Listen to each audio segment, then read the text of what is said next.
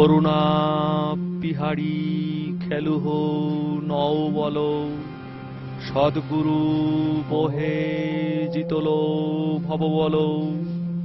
ফিটো দুয়া মাদেশিরে ঠাকুর, তয়ারি উয়েছ কানহু নিয়র জিনহুর। গুরু বোধে দাবা খেলে দিতি, করুণা পিড়িতে বসে। দুমুখ চালে রাজা করি মাত, দুমুখ চালে রাজা করি মাত, আনন্দ স্রোতে ভেসে,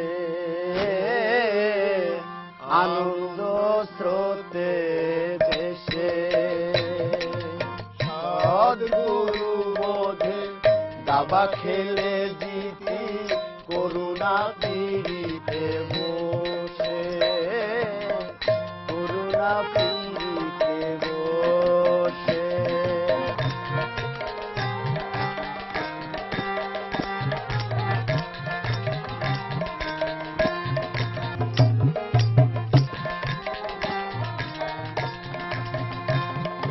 তেরে গিয়ে মারি বরগুলি সব, হাতিকে পাঠিয়ে দেশে। তেরে গিয়ে মারি বরগুলি সব, হাতিকে পাঠিয়ে দেশে। মন্ত্রী দিয়ে রাজাকে ঠেকাই, মন্ত্রী দিয়ে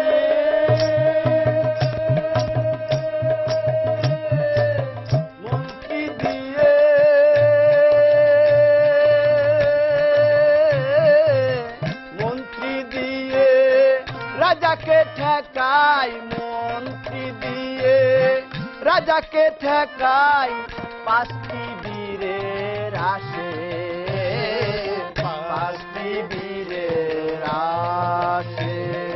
সদ্গুরু বোধে দাবা খেলে জিতি, করুণা পিড়িতে বসে। এই যে বাংলাদেশ, এই বাংলাদেশের আত্মপরিচয় কোনখান থেকে শুরু হয়েছিল তা কি আমরা জানি? সেই আত্মপরিচয়ের সন্ধানে আমরা এসেছি পাহাড়পুর বৌদ্ধবিহারে। এই বিহার প্রতিষ্ঠা হয়েছিল 750 খ্রিস্টাব্দ থেকে 1100 খ্রিস্টাব্দের ভিতরে, এবং এখানে বসবাস করতেন চর্যাপদকর্তারা, কান্নুপা, বিরূপা সহ আরো অনেক সিদ্ধাচার্য এবং বৌদ্ধ ভিক্ষুরা, বৌদ্ধতান্ত্রিক উপাসকরা, এবং এখানে চর্চা করতেন চর্যা গান। আমরা সেই চর্যা গানের ভিতর দিয়ে বাঙালির আত্মপরিচয়কে নতুনভাবে চিনে নিতে চাই, যে আমরা 1000 বছর আগেই আমাদের ইতিহাসের সূচনা হয়েছিল। এমন চালেই ভব বল জিতে, খেলারও শেষেতে এসে। এমন চালেই ভব বল জিতে, খেলারও শেষেতে এসে। হাসি আর কাঁদি স্বরূপ বিচারে, হাসি আর কাঁদি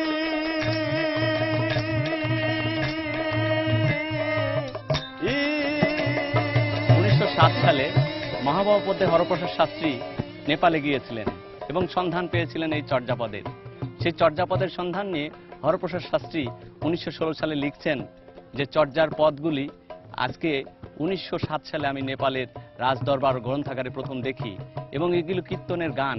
এটা বৈষ্ণবের সংকীর্তনের মতো গাওয়া হতো, এবং এর নাম চর্যাপদ।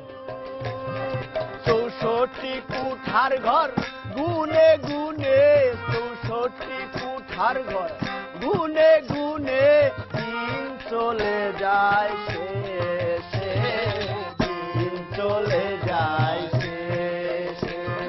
সদ্গুরু বোধে দাবা খেলে জিতি, করুণা পিড়ি। কান্নুপা রচিত 12 সংখ্যক চর্যাপদ আমরা শুনছি। 650 থেকে 1200 খ্রিস্টাব্দের ভিতরে এই চর্যাপদ লেখা হয়েছিল। আর বাংলাদেশের কবিরা বাংলাদেশের বিভিন্ন প্রান্তে, এমনকি ভারতবর্ষের বিভিন্ন জায়গায় বিহার করে করে এই গানগুলো পরিবেশন করতেন। এই গান শুধু সঙ্গীত আকারে উপস্থাপিত হতো না, হতো নৃত্য আকারে, নাট্য আকারে। কান্নুপাই বিহারে থাকতেন, সঙ্গীত পরিবেশনা করতেন, শাস্ত্রীয়ভাবে শিক্ষা দিতেন এখানকার বৌদ্ধ ভিক্ষুদের। আমরা চর্যাপদের এই উপস্থাপনার ভিতর দিয়ে সেই সাধনার স্বরূপকেও নতুনভাবে চিনে নিতে চাই। কার বাছে রে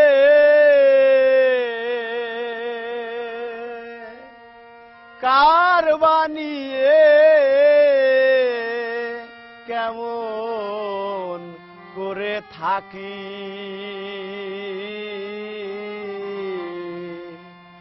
চৌদিকে আজ বাঁধনাটা হাকে ডাকা ডাকি। এই গানের ভিতরে আছে আপনা মাংসে হরিণা বৈরি, খনহ না ছড়ই ভুসুকো আহেরি। আমরা দেখি আধুনিক বাংলায় এই প্রাচীন কথা কিভাবে প্রকাশ পায়। আপন দেহে হরিণ তুমি বিরূপ হয়ে থাকো, আপন দেহে হরিণ তুমি বিরূপ হয়ে থাকো। ওই যে নিশাত তাক করেছে, ওই যে নিশাত তাক করেছে, তোমায় ছাড়ে না কো। হো আমার চৌদিকে আজ বাঁধনাটা হাকের ডাকা ডাকি। এমন এক সময় ছিল যখন তিব্বত থেকে, নেপাল থেকে অনেক লোকজন এই অঞ্চলে আসতো শীত বস্ত্র বিক্রি করতে। তারা ছিল বৌদ্ধ ধর্মাবলম্বী। এই অঞ্চলের বৌদ্ধদের ধর্ম উপাসনা, চর্যাপদের গান শুনে তারা মুগ্ধ হয়ে সেগুলো লিপিবদ্ধ করে নিয়ে যায়, নিয়ে যেয়ে তাদের প্রার্থনা মন্দিরে, লাইব্রেরিতে সেগুলো সংরক্ষণ করে। সেই সংরক্ষণের কারণেই আমাদের চর্যাপদকে আমরা আবিষ্কার করেছি নেপালের রাজদরবার গ্রন্থাগার থেকে।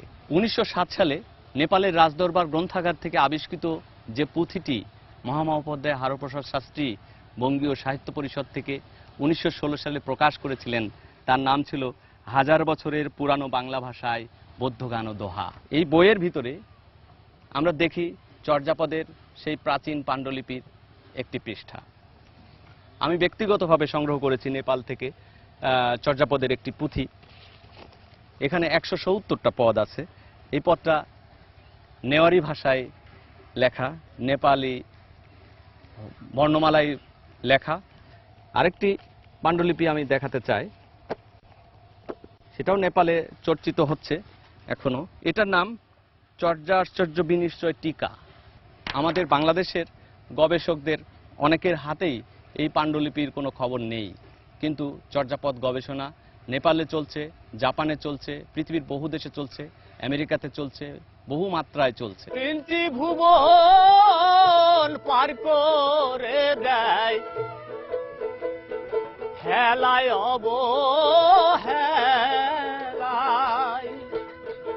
সুখ নিয়ে আজ মাগব শুধু লীলা রসের খেলায়, সুখ নিয়ে আজ মাগব শুধু লীলা রসের খেলায়, সুখ নিয়ে আজ মাগব শুধু লীলা রসের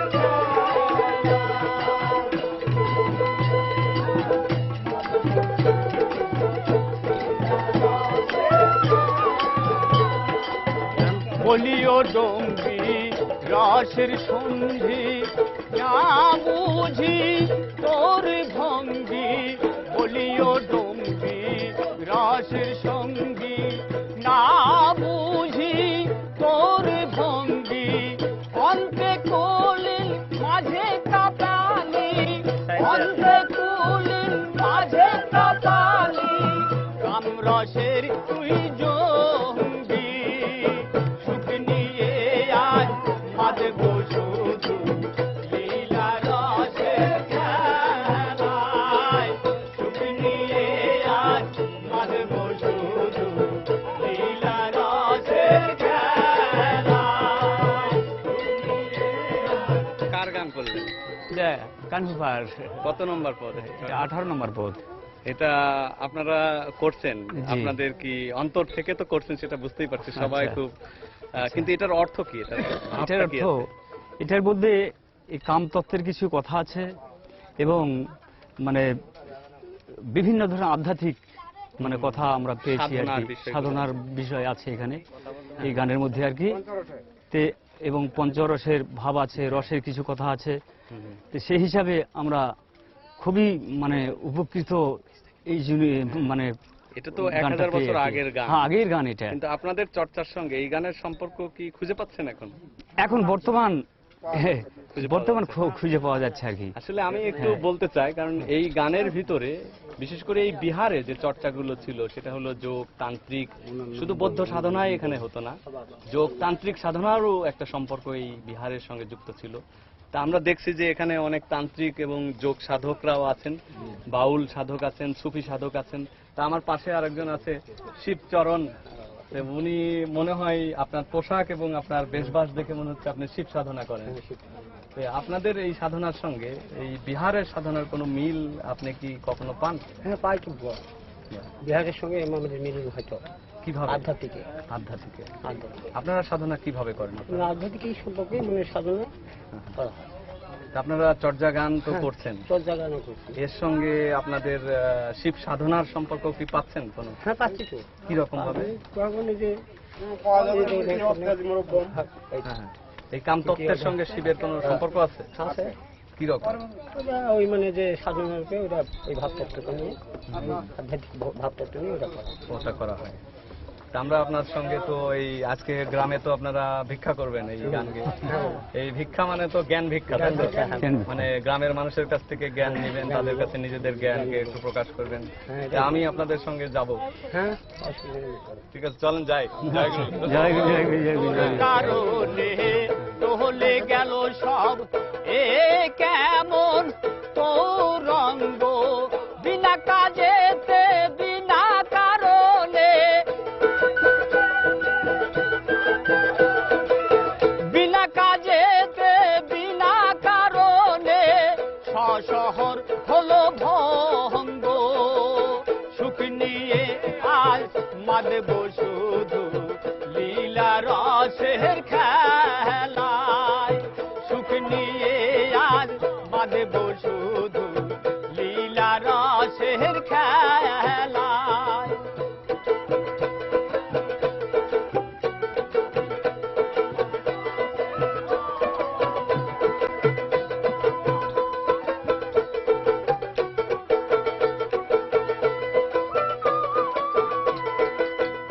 অনেক লোকে বিহির বলে পাশ কেটে যাই তোকে, অনেক লোকে বিহির বলে পাশ কেটে যাই তোকে, কিন্তু ঠিক ওই জ্ঞানীরা তোকে, কিন্তু ঠিক ওই জ্ঞানীরা তোকে গলায় ধরে রাখে, সুখ নিয়ে আজ মাদেব শুধু লীলা রসের খেলায়, সুখ নিয়ে আজ মা জননীরা, মাদেব শুধু করজুড়ে আমি ভক্তি জানাই আপনাদের। আমরা পাহাড়পুর বৌদ্ধবিহার পাহাড়পুর থেকে আসছি। এই গান গাইতে গাইতে আমরা চলে আসতেছি এবং এই 1000 বছর আগেকার এই গানগুলো আমরা প্রচার করব, গাইব। সেই হিসাবে আমরা এই বাড়ি বাড়ি ঘুরতেছি, তারাও ঘুরতো। যদি আপনাদের এই গানগুলো ভালো লাগে তাহলে আমাদেরকে একটু প্রসাদ বলে আমাদেরকে একটু ভিক্ষা দিবেন আর কি। জয় গুরু। জয় গুরু। নৌকায় মনের বৈঠা আছে,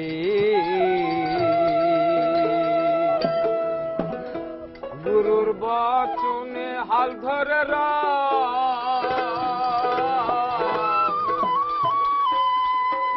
গুরুর বচনে হাল ধরে পারা পারে যেতে স্থির চিত্তে দেহের নৌকায় মনের বৈঠা আছে, দেহের নৌকায় মনের বৈঠা আছে।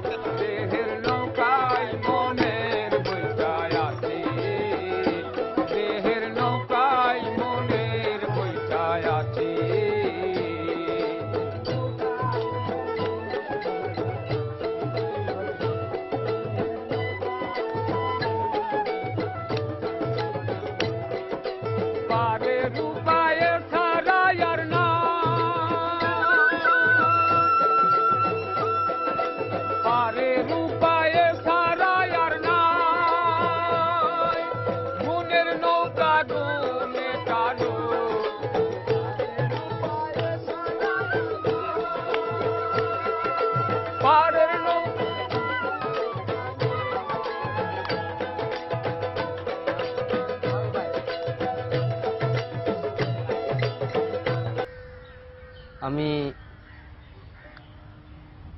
ভুসুকুপা রচিত 43তম পদটি করছি, যার সুর দিয়েছিলেন আমার শ্রদ্ধেয় রবিদা।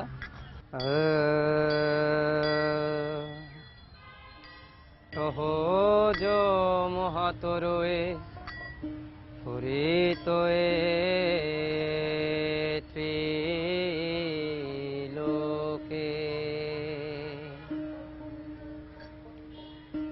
সহজ মহাতরয়ে ফুরিতয়ে ত্রিলোকে, সহজ মহাতরয়ে ফুরিতয়ে ত্রিলোকে, খসম স্বভাবে বাঁধন হইতে, খসম স্বভাবে বাঁধন হইতে মুক্ত বলকে, সহজ মহাতরয়ে ফুরিতয়ে ত্রিলোকে, সহজ মহাতরয়ে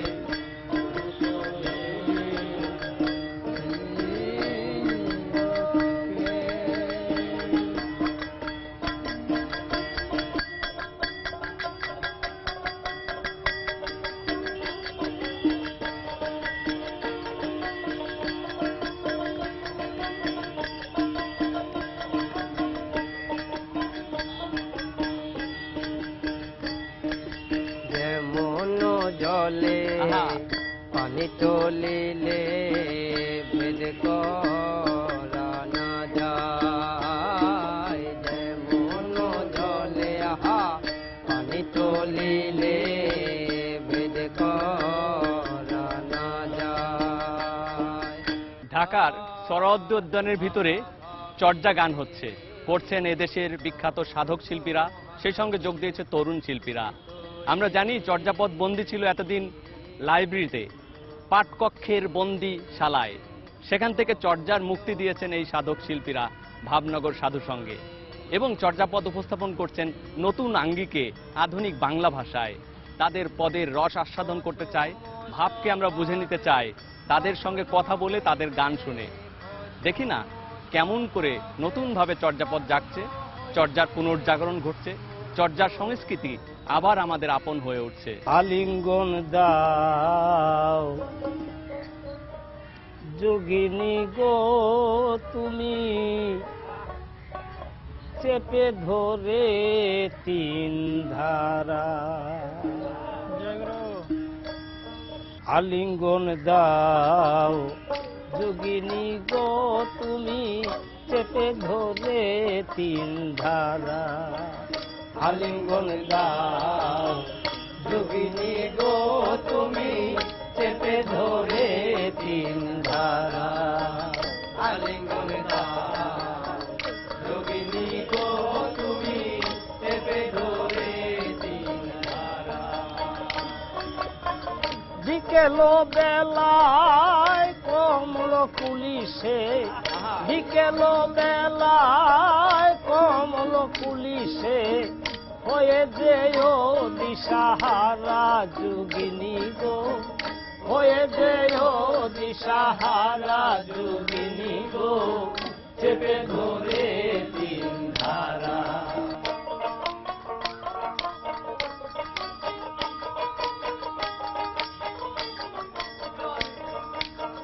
যোগিনী তোমার বিক্ষেপ ভাবের সদা ভক্ত আমি,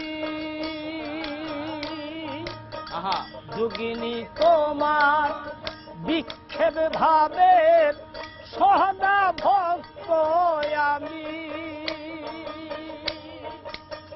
আপনি তো একজন সুফি সাধক, তা আপনি চর্যাপদের গান কেন চর্চা করছেন যদি আমরা জানতে চাই?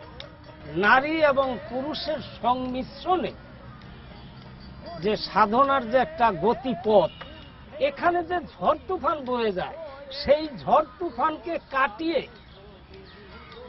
যারা পাড়ি দিয়ে কিনারে যেতে পারে তারাই হচ্ছে সাধক। এটি যেমন সুফিবাদের মধ্যে আছে, তেমনি নারামতের মধ্যেও আছে। মানে বাউল মতের কথা বলছি। বাউল মত, নারামত মানে বাউল মত, বাউল মতের মধ্যেও আছে। আবার এই চর্যাপদের মধ্যেও আমি এই কথাগুলোই খুঁজে পেয়েছি।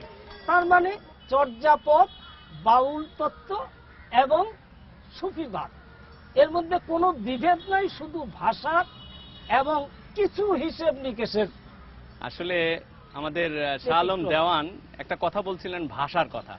আসলে চর্যাপদ লেখা হয়েছিল সেই আদি ভাষায়। আজকে যে ভাষায় আমরা কথা বলছি এই ভাষায় কিন্তু লেখা হয়নি।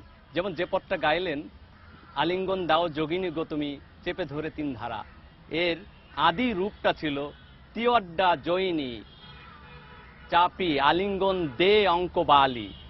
আমরা কিছুই বুঝি না, কিন্তু এই সরল সমকালীন বাংলা রূপান্তর করে তারা যে চর্চা করছেন সেটাকে অভিনন্দন জানাতেই হয়। আমরা দেখি এর ভিতর দিয়ে চর্যার ভাব সাধনা, চর্যার চিন্তা চেতনা নতুন করে বাংলাদেশে প্রবাহিত হচ্ছে, এবং তার জন্য তাদেরকে ধন্যবাদ দিতেই হয়। আপনার কাছ থেকে চর্যাপদের সম্পর্কে আরেকটু যদি জানতে চাই, চর্যাপদের যে একটা বললেন যে আলিঙ্গনের কথা, যোগ সাধনার কথা, সেখানে আমাদের যে ইরা, পিঙ্গলা, সুষমা তিনটা ধারাকে নিয়ন্ত্রণ করার কথা এই গানে আছে, সেটা আপনার ভাষ্যে আমরা সবসময় প্রকাশ পাই জানি। এর ছাড়াও চর্যাপদের গানে আর কি বলে? গুরু বলতেছেন শিষ্যকে, গগনে গগনে, ওই যে গগনে তোমারও তৃতীয় বাড়ি। অর্থাৎ শিষ্য যে মোহমায়ায় আবদ্ধ হয়ে আছে, সেই শিষ্যকে উপদেশ দিচ্ছেন এবং চেতন করছেন যে এইটাই শেষ জগৎ নয়, আরেকটি জগৎ আছে, সেখানে তোমার যেতে হবে। সেই জগৎ থেকেই তোমার আগমন ঘটেছে, আবার সেই জগতেই যেতে হবে। সেই যাওয়ার জন্য কি কি করণীয়, সে কাজগুলো তোমার করতে হবে। মানে মোহমুক্তির কথা চর্যা গানে আছে। চর্যা গানে আছে। গগনে গগনে, ওই যে গগনে তোমার তৃতীয় বাড়ি। গগনে গগনে, ওই যে গগনে তোমার তৃতীয় বাড়ি। মোহ কেটে তাই দূর কর মায়া, মোহ কেটে তাই দূর কর মায়া, হিয়াতে কুঠারো মারি।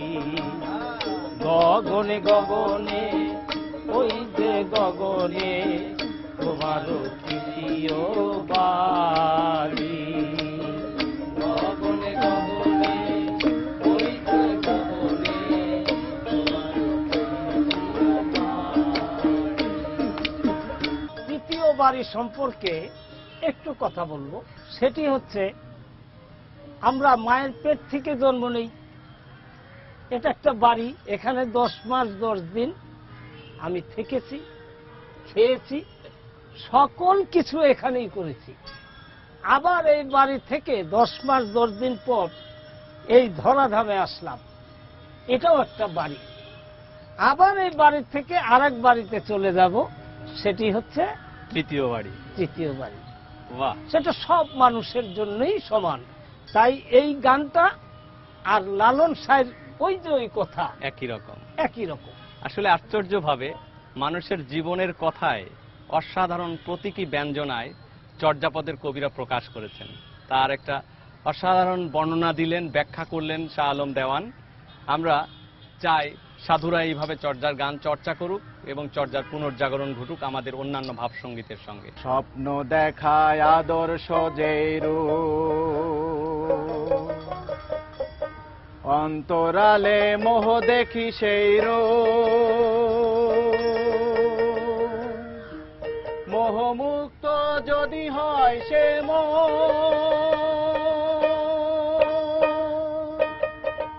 তবে কেটে যায়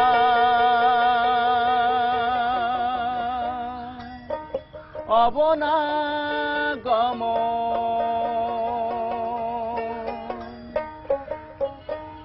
অবনাগমন অবনাগমন অবনাগমন, নি নি নি সা সা সা রে রে রে গা গা গা মা মা মা গা রে মা রে সা আ।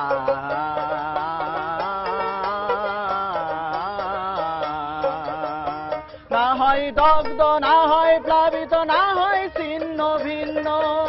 অন্ধকারে মোহমায়া থাকে সদা দেখি তার চিহ্ন। না হয় দগ্ধ, না হয় প্লাবিত, না হয় ছিন্ন ভিন্ন। বদ্ধ ঘরে মোহমায়া থাকে সদা দেখি তার চিহ্ন। যখন ছায়ার মতো কায়ার মায়া জানে না সমান সমান, তবে টুটে যায় অবনাগমন, অবনাগমন। আমরা ভাবনগর সাধু সংঘের একজন কর্মী সংগঠক সাকার মুস্তফার সঙ্গে কথা বলতে চাই। তো সাকার, আপনি তো চর্যাপদ গবেষণাও করছেন চর্যাপদের গায়কী নিয়ে। এই চর্যাপদের লোকধারার প্রাথমিক যে জীবন ব্যবস্থা, যে তালত ঘর্ম, নাহি পরবেশী, আবার যে অন্তজ শ্রেণীর কথা বলা যাচ্ছে, আমরা একই সাথে ওই যে যদি ধরে নিই যেটা শাস্ত্রীয় হিসেবে যে প্রতীকীভাবে গাচ্ছেন, আবার একই সাথে লোকজীবনের লোকমানুষের গানও আমরা ধরে নিতে পারি। আমরা যেমন একে শাস্ত্রীয় সঙ্গীতের ভিতরে শাস্ত্রীয় রাগ দিয়ে আবার গাইতে পারি, আমরা লোক সঙ্গীতের ধারায় বা মানুষের যে সুর, মানুষের সঙ্গে যে সুর, সেই ধারায় কিন্তু গাইতে আমাদের কোনো অসুবিধা হয় না। হাওয়া দমের পথ বন্ধ কেন, কানহু ভেবে আনে মনের হাওয়া দমের পথ বন্ধ কেন, হাওয়া দমের পথ বন্ধ কেন, কানহু ভেবে আন মনের হাওয়া দমের পথ বন্ধ কেন। বহুমাত্রিকতা আমাদের দেশে ছিল, এখনো আছে অনেক অঞ্চলে। সেই বহুমাত্রিকতার রূপগুলো কি, সেগুলো একটু আমরা জেনে নিতে চাই। প্রথমে আমরা জানি যে চর্যাপদ বাংলাদেশে খুব জোরালোভাবে 650 থেকে 1200 খ্রিস্টাব্দ পর্যন্ত চর্চা ছিল, এবং সেই চর্চাটা এখন নেপালে, তিব্বতে বা অন্যান্য দেশেও হচ্ছে।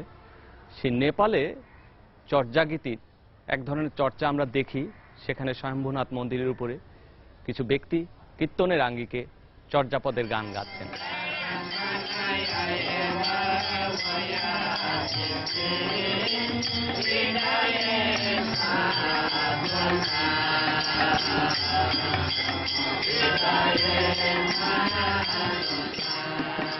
টাঙ্গাইলে করটিয়া সাদাত কলেজের একজন অধ্যাপক আলিম মাহমুদ দীর্ঘদিন ধরে একক প্রচেষ্টায় চর্যাপদের গানের রাগেশ্রিত ধারার এক ধরনের চর্চার চেষ্টা করছেন। নামে নিরন্তর পড়িয়া আবা ভাব দলিয়া, নামে নিরন্তর পড়িয়া আবা ভাব দলিয়া। বিষয় বিশুদ্ধিময় বুঝিও আনন্দে অন জীব উজলি চান্দে, এতে লোয়ে এ তো বিসারা জুই ভূসুপ ফেটই আন্ধারা। চর্যাপদের রাগাশ্রিত যে চর্চার আমরা দেখলাম, সেই চর্চার পাশাপাশি তার লোকায়ত চর্চাও কিন্তু চলছে বাংলাদেশের বিভিন্ন প্রান্তে। আমরা পঞ্চগড়ে দেখেছি, আমরা পাহাড়পুর বৌদ্ধবিহার অঞ্চলে দেখেছি, আমরা ঝিনাইদহ জানি যে অনেক বাউল চর্যাপদের গান গাচ্ছেন। এছাড়া কুষ্টিয়ার শিশু কিশোররাও চর্যাপদের গান গাচ্ছেন একটি বিশেষ আঙ্গিকে।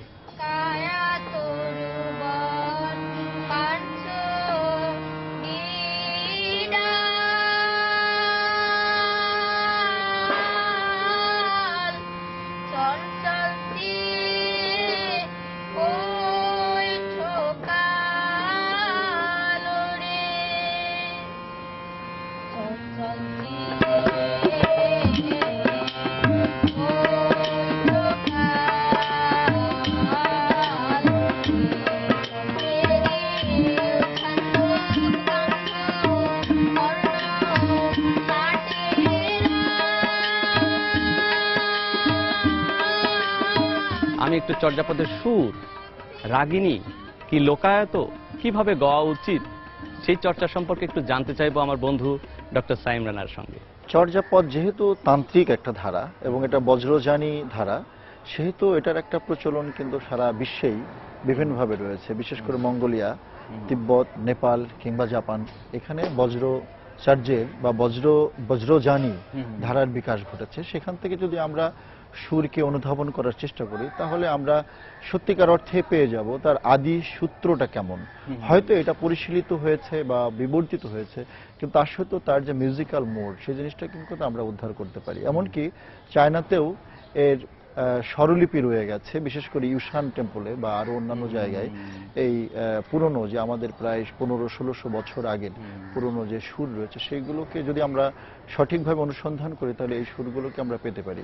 এটা একটি দিক। আর লোকায়ত দিক বলতে আসলে চর্যাগীতি কিন্তু আসলে ক্লাসিক্যাল কিংবা শাস্ত্রীয় ধারা নয়, এটা হলো আমাদের লোকজীবনেরই ধারা, যদিও এটা গুপ্তবাদী ধারা। তো সেখানে আসলে ভাব এবং চর্চা বা যোগাসনের জন্যই বা তন্ত্র চর্চার জন্যই আসলে এই সুরটাকে তারা ব্যবহার করেছে। সেক্ষেত্রে আসলে সুরের প্রতি কিন্তু অর্নামেন্টাল বিষয়টা বিবেচনা করা যাবে না, বরং সরল আঙ্গিকের সুরটা হবে। হ্যাঁ, এবং সেখানে যে রাগরাগিনীর নাম রয়েছে সেইটাকে আসলে মোড হিসেবে ব্যবহার করা হয়েছে।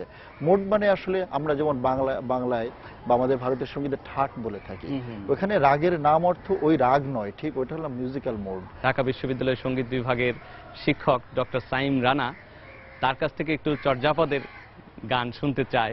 ভবনির্বাণ পড়ো মদলা, মন পবন বেনি করণ্ড কশালা। ভবনির্বাণ পড়ো মদলা, মন পবন বেনি করণ্ড কশালা। জয় জয় দুন্দুভি সাধু উছলিয়া, কানহু ডম্বি বিবাহে চলিয়া। জয় জয় দুন্দুভি সাধু উছলিয়া, কানহু ডম্বি বিবাহে চলিয়া। ডম্বি বিবাহিয়া অহরিও জাম, যৌতুক কিয়াত অনতু ধাম।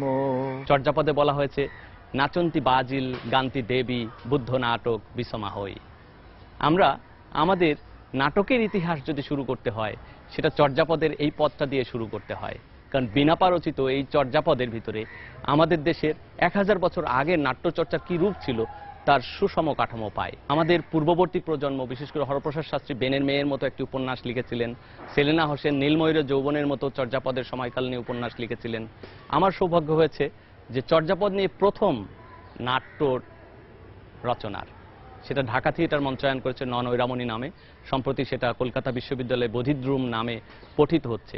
সেই চর্যা নাট্যের চর্চাও কিন্তু আমাদের দেশের প্রাতিষ্ঠানিক পর্যায়ে এবং সাংগঠনিকভাবে খুব তীব্রভাবে হচ্ছে।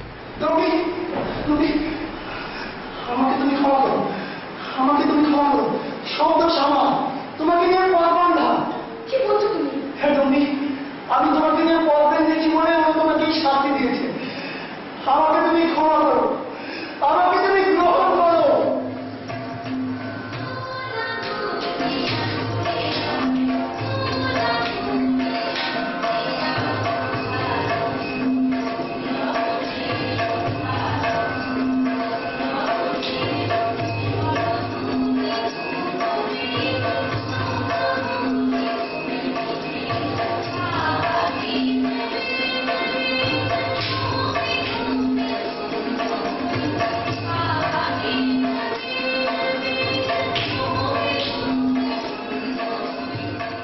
চর্যা সংস্কৃতির বিচিত্র রূপের একটি প্রধান পরিচয় হলো চর্যা নৃত্যরীতি।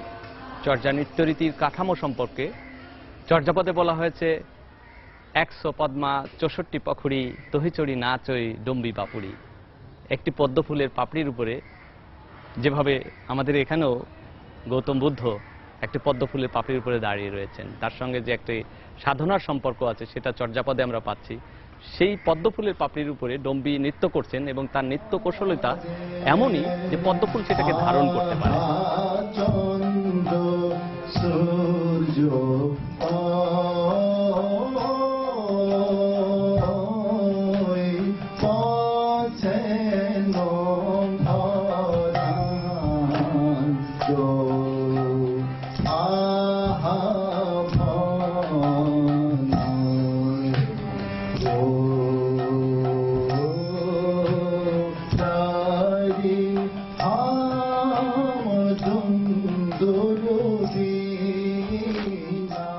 অতীশ দীপঙ্কর শ্রীজ্ঞান, যিনি বৌদ্ধ সাধনা উপাসনা বজ্রযানী সাধনার সঙ্গে সম্পৃক্ত হয়ে সারা পৃথিবীতে খুব সম্মানের আসন পেয়েছিলেন। তিব্বতে এখনো তাকে মহাগুরু হিসেবে বলা হয় এবং তিব্বতী ভাষায় তার লেখা চর্যাগীতি বৃত্তি, চর্যাগীতি প্রদীপ এসব সংগৃহীত আছে। আমাদের মনে হয় যে অতীশ দীপঙ্করের সেই চর্যাপদকে যদি আমরা সামনে আনতে পারি, আমরা যে 50টি চর্যাপদের ভিতর আটকে আছে সেখান থেকে আমাদের মুক্তি করতে পারে।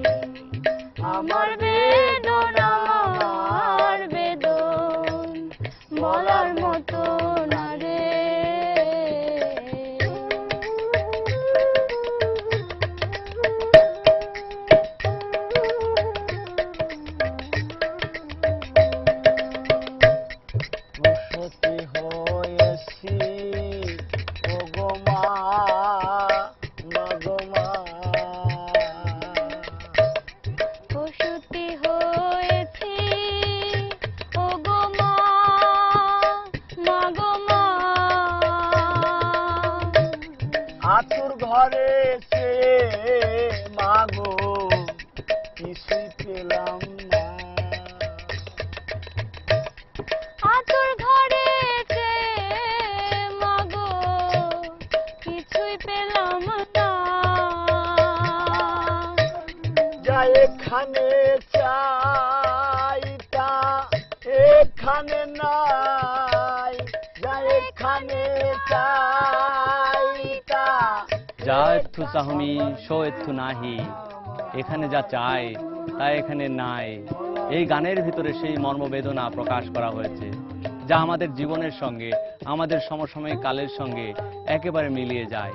এই গানের ভিতরে এক নারীর মর্মবেদনাকে দেখি সেই ঈশ্বরের সৃষ্টি থেকে বিচ্ছিন্ন হয়ে যাওয়া আমাদের নারী সত্তার পরম বেদনার প্রকাশ। পুরার বাসনায় আমার যদি বা মিটে পুরার বাসনায় আমার যদি বা মিটে নারী বিচারে খুঁজিয়া ফিরি, নারী বিচারে খুঁজিয়া ফিরি, নারী বিচারে খুঁজিয়া ফিরি। আমি একটু জানতে চাই যে আপনি চর্যাপদের গান কেন করলেন? এই গানগুলো অনেক দিনের পুরনো চর্যাপদ থেকে নেওয়া, যদিও বা আধুনিক সুর করা হয়েছে, কিন্তু এই গানগুলো যে দিন দিন আমাদের মাঝ থেকে হারিয়ে যাচ্ছিল, এগুলো না হারিয়ে যে আমরা যে আবার করতে পারছি, এজন্য নিজেকে খুব গর্বিত মনে হচ্ছে। এবং আমি খুবই অল্প সংখ্যক শিখেছি এই গান। আমার চর্যাপদের আরো যে গানগুলো আছে এগুলো শেখার ইচ্ছা আছে এবং আমি চাই যে আমি যেন আমার মাধ্যমে অন্যদেরকেও এই চর্যাপদের গানগুলো মানে বিলাই দিতে পারি এবং এর গানগুলো প্রত্যেকটা গানের মধ্যে এক একটা আলাদা বার্তা আছে, এই বার্তাগুলো যেন তাদের সকলের মাঝে পৌঁছায় দিতে পারি। দারুণ। আসলে আমরাও চাই চর্যাপদের গান এদেশের প্রবীণ নবীন সবার ভিতরে চর্চিত হোক নতুন করে, কারণ এটা আমাদেরই সম্পদ, আমাদেরই ঐতিহ্য। এতদিন এই 1000 বছর এটা এই ভূখণ্ডে মৃত হিসাবেই জানা ছিল, কিন্তু আজকে আবার পুনর্জাগরিত রূপে আমরা দেখছি নতুন ভাবে, নতুন ভাষায়, কিন্তু পুরনো কথা, পুরনো ভাবকে। তা আমরা সেই পুরনো ভাবের, পুরনো কবিদের স্মরণ করতে চাই আজকের এই সন্ধ্যায়। চর্যাপদের সর্বাধিক পদের রচয়িতা কান্নুপা। সে কান্নুপা এই পাহাড়পুর বৌদ্ধবিহারে অবস্থান করতেন। কিন্তু কান্নুপার জীবন কাহিনী কেমন ছিল, কে ছিল কান্নুপার গুরু? আমরা জানি কান্নুপার গুরু ছিলেন জলন্ধর। সেই জলন্ধরের কাছ থেকে দীক্ষা নিয়ে কান্নুপা 12 বছর সাধনা করার পরে তার ভিতরে এক ধরনের অহংকার তৈরি হলো। সে দেখল যে সে যখন মাটির উপর দিয়ে হাঁটছে, তার পা সন্নিতে হাঁটছে, এক হাত উপরে।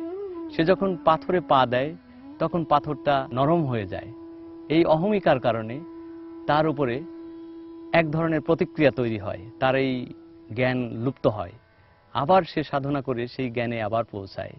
তারপরে কান্নুপা যখন দেখে যে সে জলের উপর দিয়ে হাঁটতে পারে, সে তখন চিন্তা করে মানুষের হিতের জন্য লঙ্কাতে, রাক্ষসের দেশ লঙ্কাতে যাবে, রাক্ষসদেরকে নিধন করে মানুষের মঙ্গল করবে। ৩০০০ শিষ্যদের নিয়ে কান্নুপা রওনা দেয় পথে। কিন্তু সমুদ্রের পাশে যে সে শিষ্যদেরকে দাঁড়িয়ে রেখে বলে যে আমি একটু আগে দেখি সমুদ্রের কি অবস্থা। সমুদ্রে যেয়ে দেখে যে সে জলের উপর দিয়ে নিজে একা একা হেঁটে যাচ্ছে। তখন তার ভিতরে অহমিকা তৈরি হয় যে আমি যে সাধনায় সিদ্ধি লাভ করেছি, এই সাধনা তো আমার গুরুরও নাই, জলের উপর দিয়ে হাঁটার সাধনা। সঙ্গে সঙ্গে সে জলের ভিতরে ডুবে যায়। তখন তার গুরু বুঝতে পারে যে তার শিষ্য বিপদে পড়েছে। গুরু তখন অন্তরিক্ষে উদয় হয়, এসে বলে আমার কাহ্নু কোথায়? কাহ্নু সমুদ্রের তল থেকে গুরুকে দেখতে পায় এবং গুরুর কাছে নিবেদন করে, গুরু আমি তো একটা ভুল করে ফেলেছি, আমি তো আপনার থেকে আমার নিজেকে বড় মনে করেছিলাম। তখন গুরু তাকে উদ্ধার করে। এই কথার ভিতর দিয়ে চর্যাপদের যে শিক্ষা আমরা পাই, অহংকার এবং ঈর্ষা মানুষের জন্য ক্ষতির কারণ হয়। কান্নুপার জীবনী দিয়ে চর্যাপদকর্তারা সেই কথাটা আমাদেরকে স্মরণ করিয়ে দেন। আমরা চর্যাপদের গানের চর্চার সঙ্গে চর্যাপদকর্তাদের জীবন কাহিনী, তাদের সাধনার ধরন, তাদের জীবন থেকে শিক্ষা নিয়ে দীক্ষিত হতে চাই নতুনভাবে।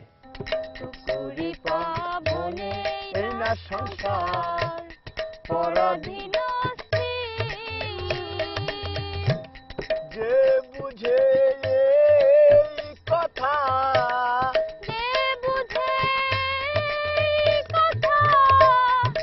সে তো এখন বিরোরে আমার বেদনা, আমার বেদন বলার মতন না রে। চর্যাপদের লাল নীল দীপাবলি নেভে নাই, সে জ্বলছে এবং এই আলো ছড়িয়ে পড়ুক বাংলাদেশের ঘরে ঘরে। সেটা দূর নেপালে নয়, দূর তিব্বতে নয়, বাংলার সম্পদ বাংলাদেশেই চর্চিত হোক। এখানে এখানে নাই, কেমন বাসি হাই রে আমার বেদনা, আমার বেদন বলার মতন না রে। আমার বেদনা, আমার বেদন বলার মতন।